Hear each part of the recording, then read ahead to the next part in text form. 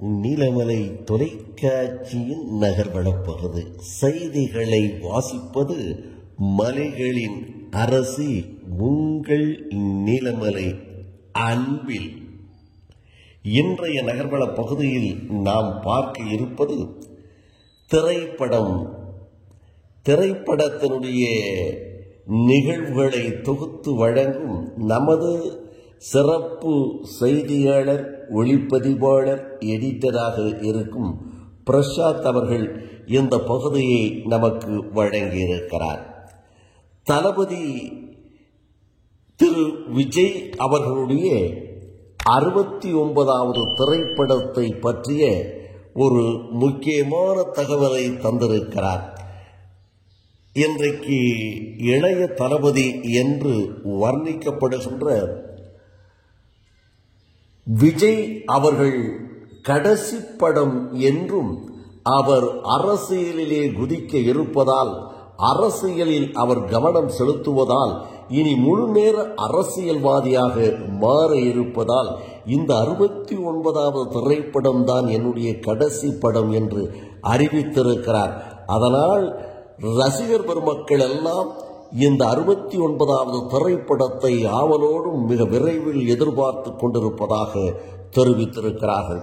இந்த 69வது திரைப்படத்தை பற்றி திரைப்பட காமெடியன், நகைச்சுவை முக்கிய கதாபாத்திரங்களை நடித்து இன்றைக்கு ஒரு வித்தியாசமான நடிகர் என்று கருதப்படுகின்ற விடிவி கணேஷ் அவர்கள் தளபதி அவர்களுடைய 69வது படம் பகவதி கேசரி என்ற செய்தியை தந்திருக்கிறார்.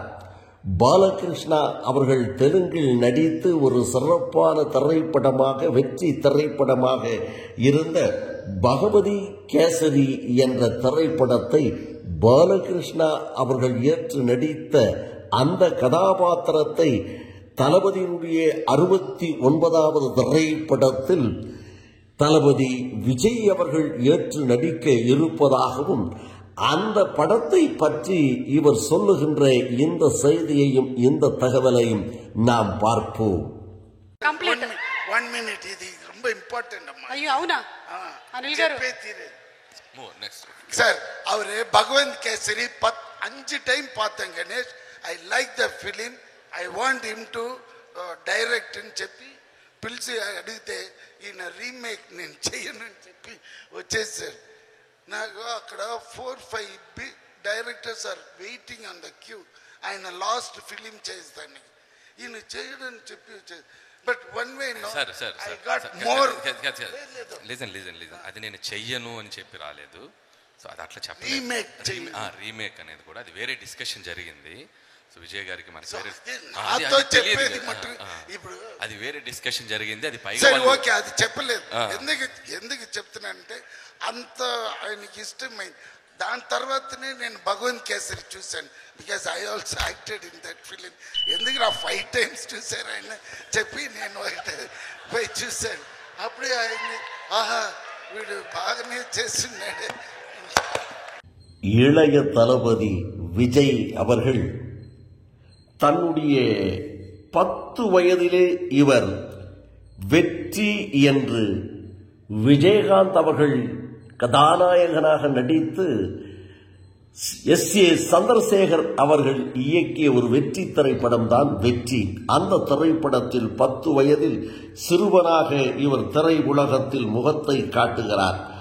அதை தொடர்ந்து பல திரைப்படங்கள், வெற்றியை தொடர்ந்து குடும்பம், நான் சிகப்பு மனிதன், சூப்பர் ஸ்டார் ரஜினிகாந்த் அவர்கள் நடித்து S.A. சந்திரசேகர் அவர்கள் இயக்கத்திலே வெளிவந்த திரைப்படம் நான் சிகப்பு மனிதன். இதிலும் தன்னுடைய நடிப்பை சிறுவயதிலே இளைய தளபதி விஜய் அவர்கள் காண்பித்திருப்பார். அதனை அடுத்து இவர் நாளைய தீர்ப்பு என்ற திரைப்படத்தில் S.A. சந்திரசேகர் அவர்கள் இயக்கத்தில் அவருடைய தாயார் அன்னை சோபாமா அவர்கள் திரை கதை வசனத்தில் இவர் நடித்து கதாநாயகனாக வெளிவந்த திரைப்படம் நாளைய தீர்ப்பு.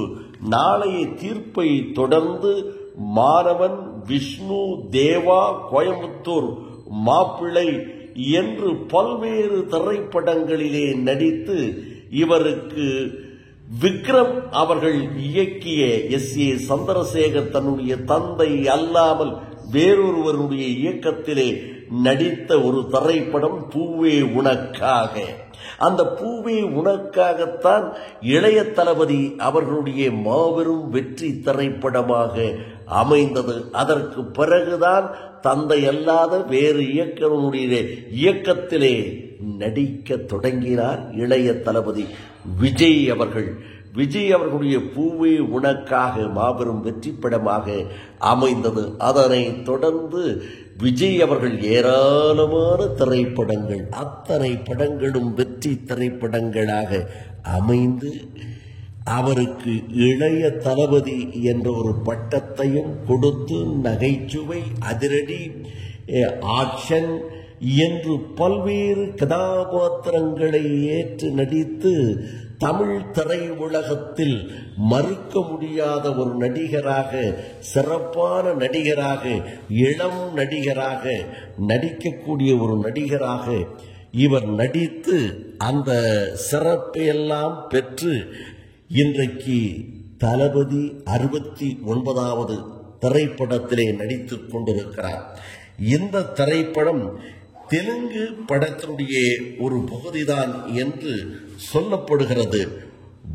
பகவதி கேசரி என்ற திரைப்படம் பாலகிருஷ்ணா அவர்கள் நடித்த திரைப்படத்தில் நடித்துக் கொண்டிருக்கிறார் என்ற தகவலையும் வி கணேஷ் அவர்கள் தெரிவித்ததாக நமது செய்தியாளர், ஒளிப்பதிவாளர் பிரசாத் அவர்கள் நமது நகர்வள பகுதிக்கு திரைப்படம் பகுதியிலே இதனை வழங்கியிருக்கிறார் என்று தெரிவித்து வணக்கம் கூறி விடைபெறுவதற்கு முன்பாக இதுபோன்ற செய்திகளை உங்கள் நீலமலை தொலைக்காட்சியிலும் உங்கள் நீலமலை தொலைக்காட்சி யூடியூப் பகுதியிலும் கண்டு மகிழுங்கள் என்று தெரிவித்து, சில பகுதியிலே நீலமலை தொலைக்காட்சி கிடைப்பதில்லை என்று நீலமலை தொலைக்காட்சி ரசிகர்கள் தெரிவித்திருக்கிறார்கள்.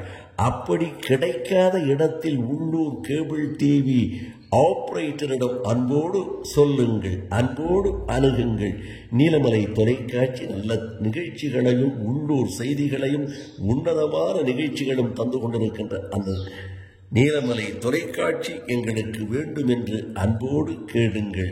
அதே நேரத்தில் நீங்கள் கேபிள் டிவிக்கு கட்டணம் கட்டித்தான் பார்க்கிறீர்கள். அந்த உரிமையோடு நீலமலை தொலைக்காட்சி வேண்டும் என்று கேட்டு பெற்று கண்டு மகிழுங்கள் என்று தெரிவித்து, அதே நேரத்தில் எந்த நேரத்திலும் பார்ப்பதற்கு நீலமலை தொலைக்காட்சி யூடியூப் பகுதியிலே காணலாம்.